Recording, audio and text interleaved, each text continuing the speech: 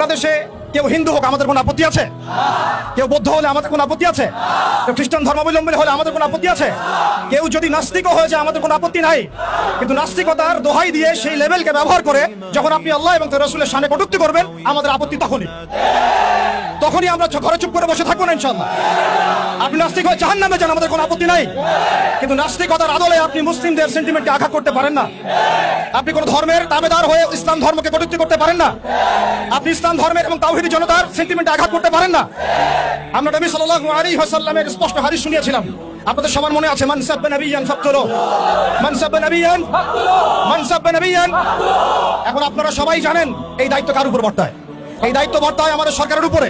সরকার মুসলিম হোক, অমুসলিম হোক, ইন্টারিম হোক অথবা দলীয় সরকার হোক, যে কোনো সরকারি হোক না কেন, তার উপরে দায়িত্ব বর্তায় তারা যেন খাতেমে রাসূলের বিচার করেন, তারা যেন আল্লাহ দ্রোহীদের বিচার করেন, তারা যেন ইসলাম বিদ্বেষীদের বিচার করেন, তারা যেন ইসলাম ফোবিয়া যারা ছড়ায় তাদের বিচার করেন।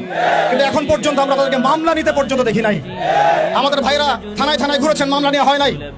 এই তথাকথিত গণতান্ত্রিক আইনের এবং এই তাগুতি সিস্টেমের মারপ্যাচে খাতেমে রাসূলের মতো স্পর্শগত ইস্যুতে মামলা নেওয়া হচ্ছে না। তাহলে কি আমরা এটা প্রমাণ করেছেন আপনারা তাহলে যে তাগুতি বিধান কখনোই সাম্য এবং ইনসাফ কায়েম করতে পারে না? আপনারা নিজেরাই প্রমাণ করেছেন যে তাগুতি বিধান এবং মানব রচিত সংবিধানগুলো, আইনগুলো কখনো মুসলিমদের সেন্টিমেন্টের পক্ষে আসতে পারে না। তারা কখনো খাতেমে রাসূলের পর্যন্ত বিচার করতে পারে না। তারা আল্লাহ দ্রোহীদের বিচার করতে পারে না। তারা ইসলাম বিদ্বেষীদের কোনো বিচার করতে পারে না।